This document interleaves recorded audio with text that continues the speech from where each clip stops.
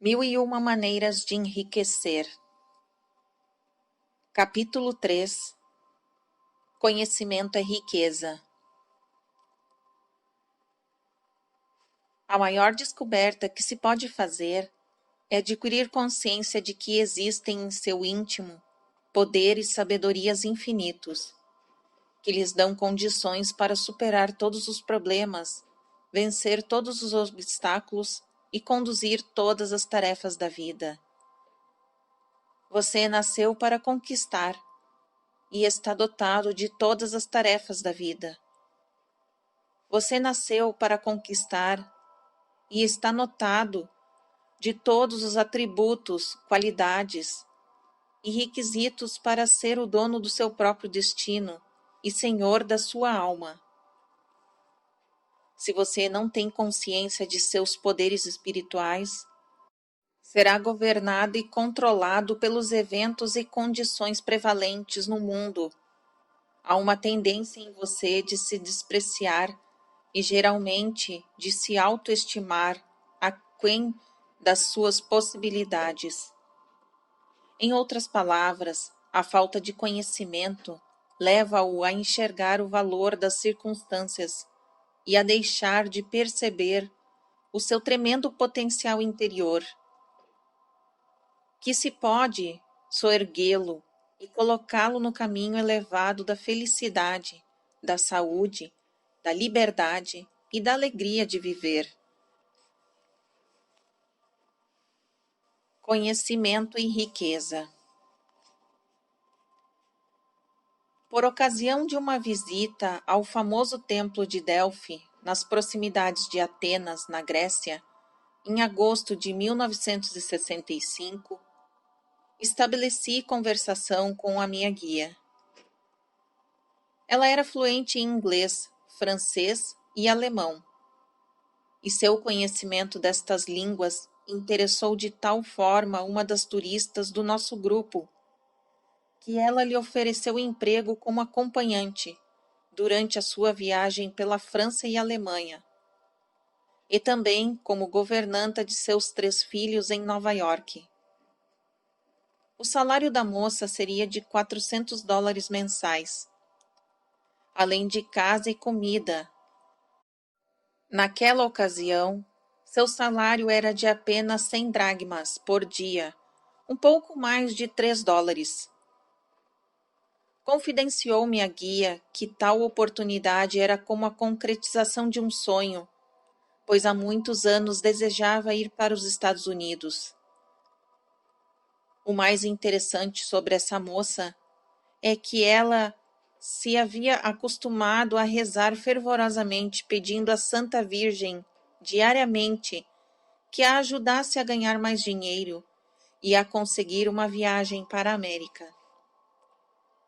Indubitavelmente, sua fé e crença cega havia conseguido sensibilizar seu subconsciente, provocando esta extraordinária reação. Paracelso dizia: não importa o que o objeto da sua fé seja falso ou verdadeiro, os resultados serão os mesmos. Visão e riqueza.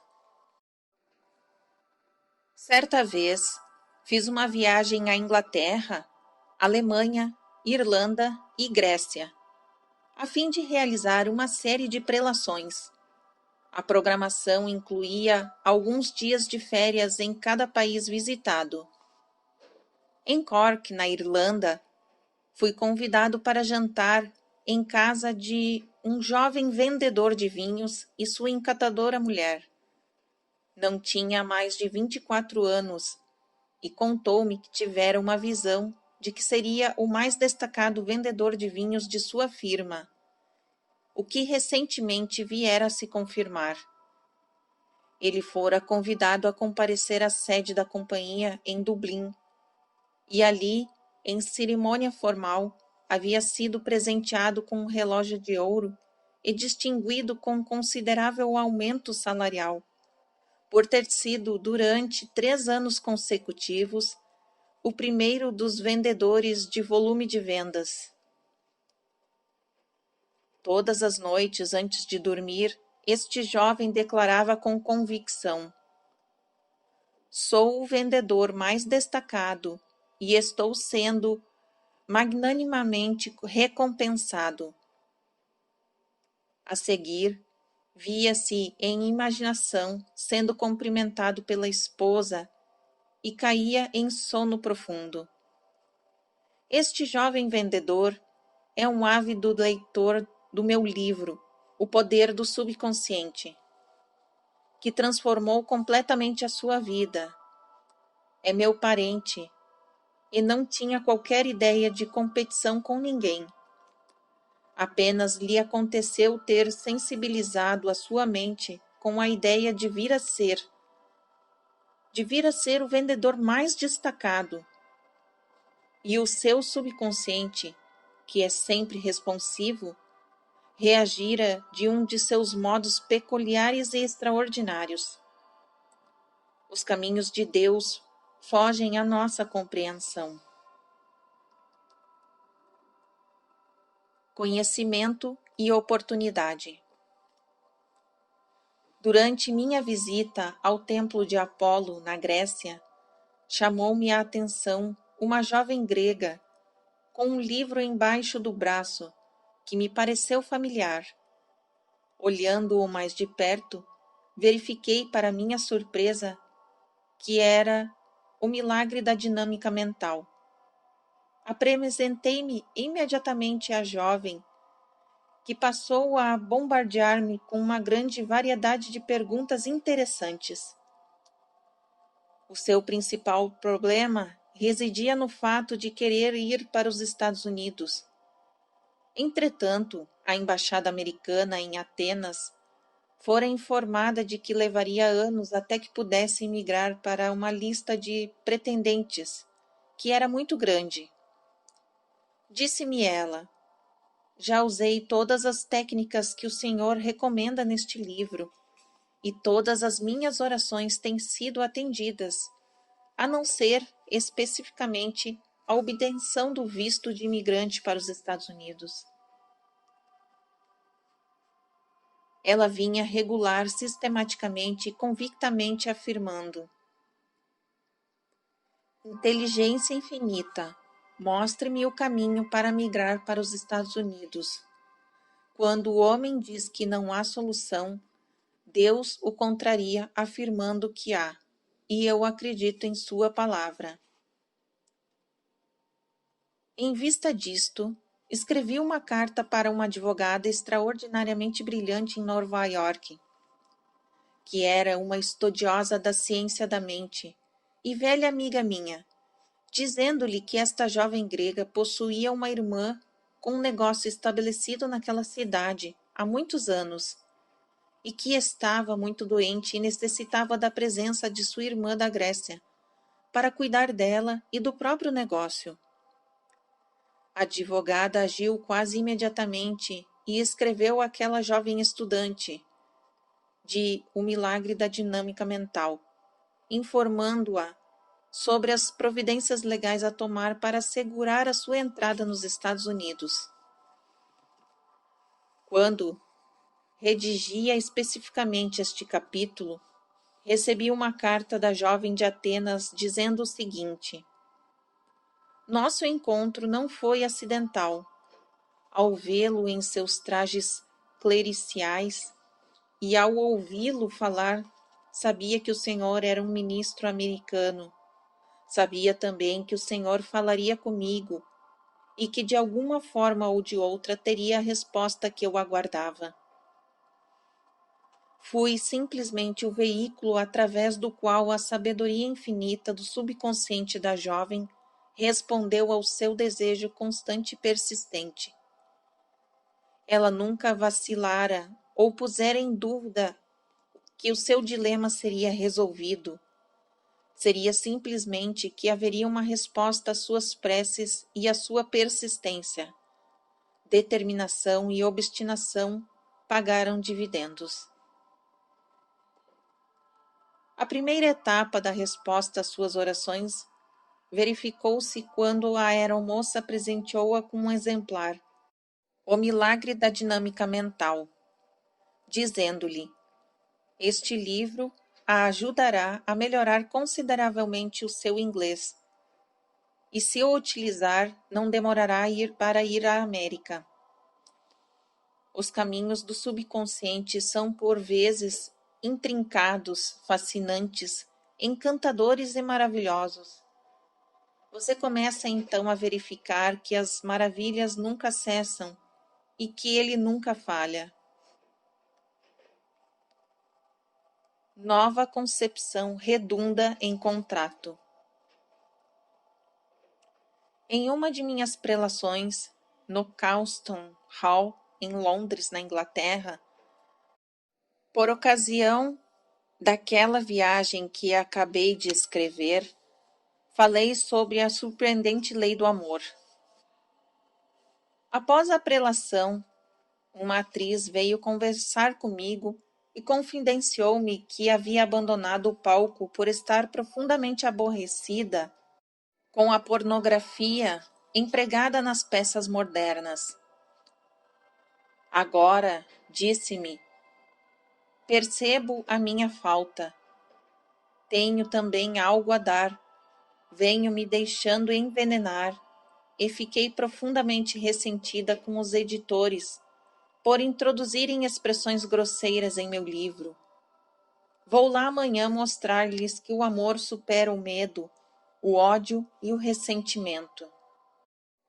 Estive em Londres apenas uma semana e antes de partir, aquela atriz me telefonou para o hotel, em Bond Street, e disse-me entre orgulhosa e alegre: assinei um contrato hoje. Durante 2 horas na noite passada, repeti alto para mim mesma: o amor divino inunda a minha alma. A seguir, fui dormir possuída de profundo sentimento de amor e boa vontade para com toda a humanidade. Essa atriz havia adquirido uma nova ideia do significado do amor e a introduzira com firmeza em sua mente, descobrindo que o amor divino dissolve tudo aquilo que lhes opõe. O amor é o solvente universal. Ela compreendeu durante a prelação que a divulgação de uma notícia falsa a seu respeito, que a tinha particularmente enraivecido, não tinha o poder de magoá-la, a não ser através do seu próprio pensamento. E abençoando aqueles que haviam produzido o mexido absurdo, sentiu-se libertada. Atualmente sou rico.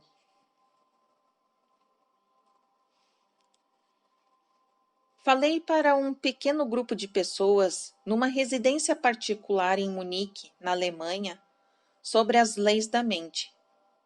Meu anfitrião era um homem ainda jovem, exímio professor de esqui nos Alpes.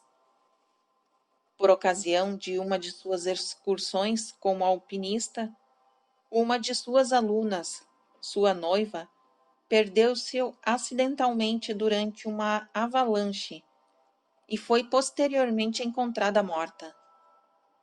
Após ter sido condenado em 2 julgamentos, o professor, finalmente absolvido de qualquer culpa em seu 3º julgamento, ficando, entretanto, com um profundo sentimento de culpa e amargurado pelo remorso. E mais do que tudo, se ressentia dos comentários desagradáveis da imprensa local. Expliquei-lhe que não podia ser responsabilizado pelos atos dos outros ou pela desobediência voluntária deles às instruções relativas ao alpinismo.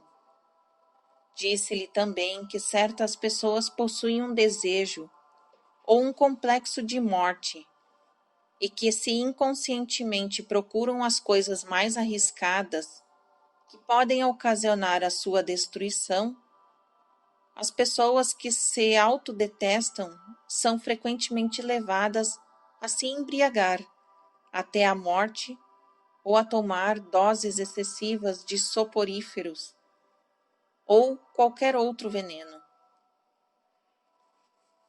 Ele começou então a perceber que estava se martirizando desnecessariamente e que, ao invés disso, deveria abençoar a moça, entregando-a a Deus, assim libertando-a da mesma forma que a si próprio.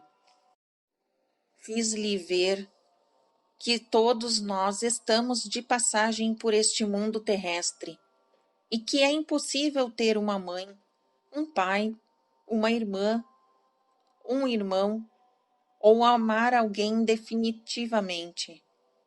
Todos têm um tempo de transição definido, de acordo com uma lei cósmica e universal, que se aplica a todos os homens e mulheres do mundo. Devemos, portanto, auscultar os sussurros e murmúrios de nossos corações e compreender que a passagem deste para um outro mundo é determinada por Deus e que, em consequência, deve ser boa. É também errado ter pensamentos mórbidos ou depressivos com relação às pessoas que nos são caras, pois esta atitude negativa as mantém à distância. Devemos amá-las e deixá-las com Deus, sabendo que possuem em sua jornada sempre para a frente, para cima e na direção de Deus. Ao pensarmos nelas, imaginemos que suas almas estejam inundadas com o amor de Deus. Ao terminar esta explicação, houve um fulgor de luz em seus olhos e exclamou: uma carga foi retirada da minha mente. Sinto-me livre e rico hoje. Uma ideia bem recebida.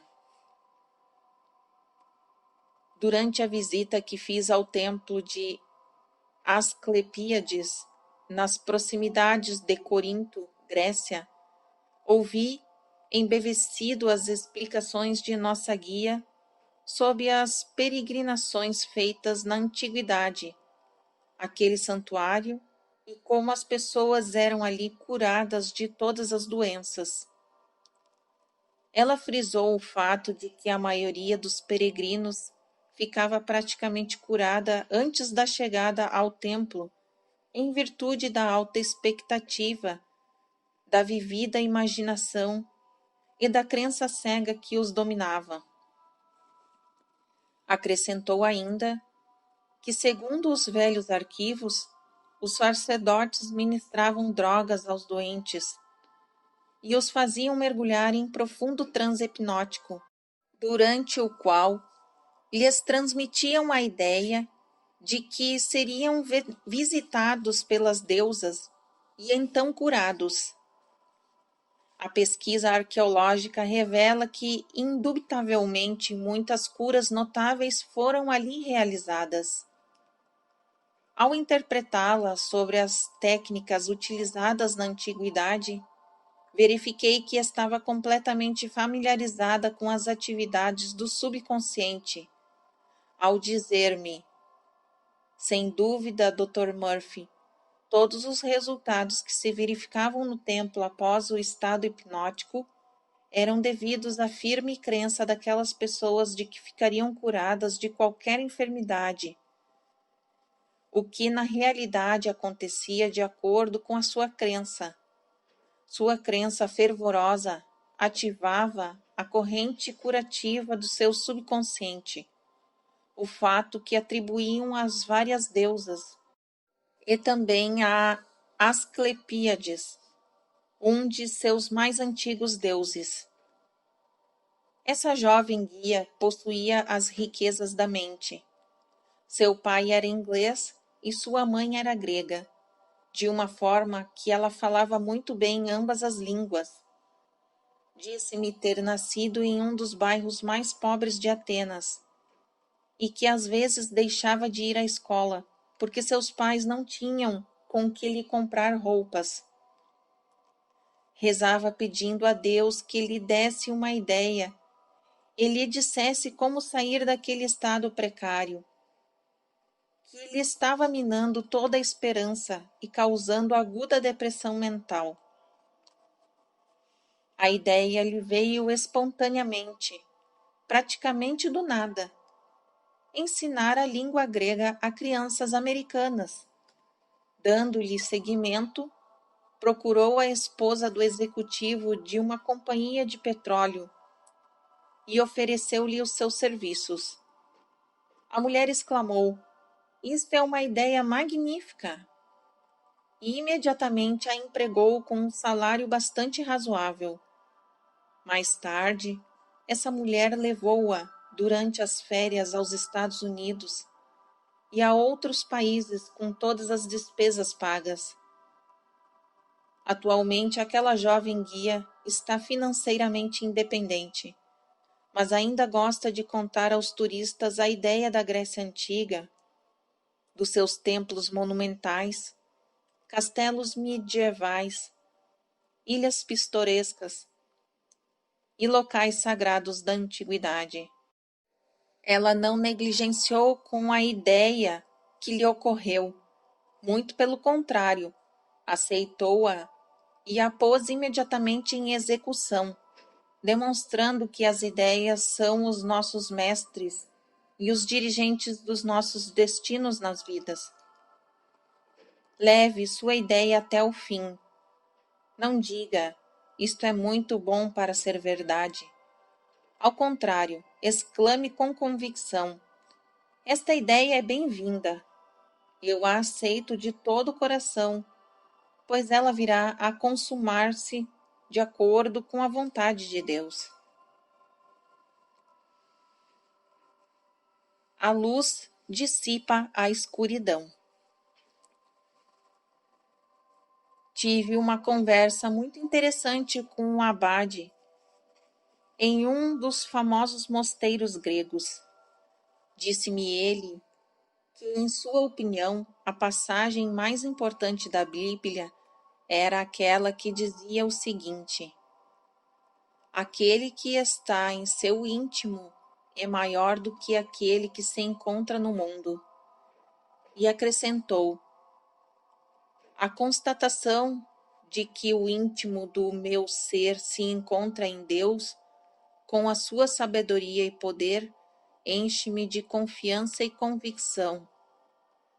Quando peço luz ao esclarecimento sobre o modo de resolver um problema, uma nova ideia se forma em meu íntimo, permitindo-me ver através do problema, pois a luz de Deus dissipa a escuridão em minha mente." Esse abade descobrira o segredo da vida e a fonte de todas as riquezas. Ao partir, disse-me: "A realidade não é somente aquilo que se vê objetivamente neste mundo fenomenista, mas também o que se pensa, se sente, imagina e acredita." Tudo o que realmente disse é o que qualquer estudante da mente conhece, que a causalidade infinita está em nosso íntimo e não no mundo exterior que nos cerca. Lembre-se de que o Criador é maior que a sua criação, que o pensador é maior que seus pensamentos e sentimentos. São eles que controlam o seu destino.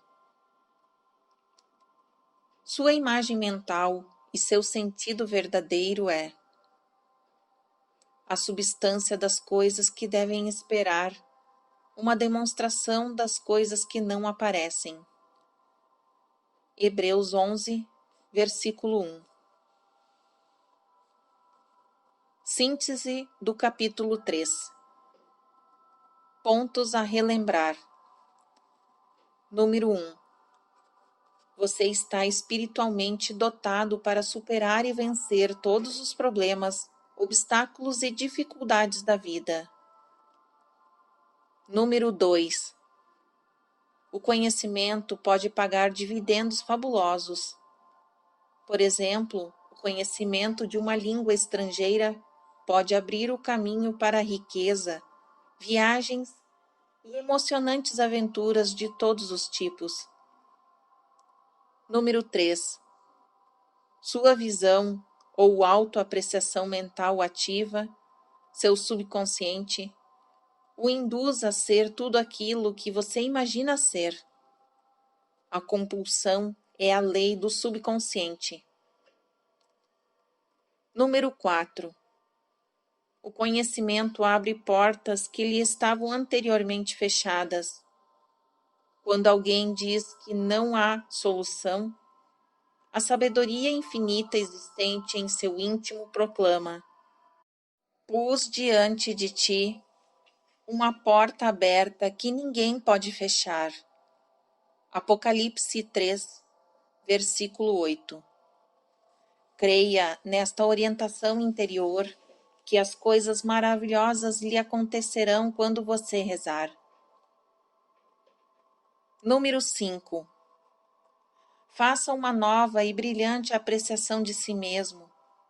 Sua nova autoaceitação lhe proporcionará novos contatos, promoções e riquezas imprevisíveis.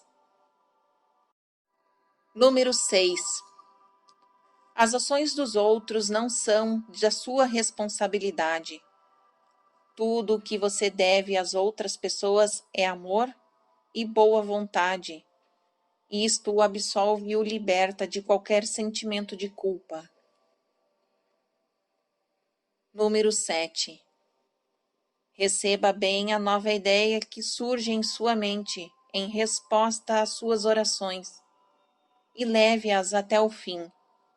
Procure chegar a uma conclusão definitiva e demonstrar a si próprio que esta nova ideia pode proporcionar-lhe muitas riquezas. Número 8. Quando se sentir bloqueado em dificuldades ou num dilema mental, procure encontrar uma nova compreensão da situação, ou seja, novas luzes ou esclarecimentos.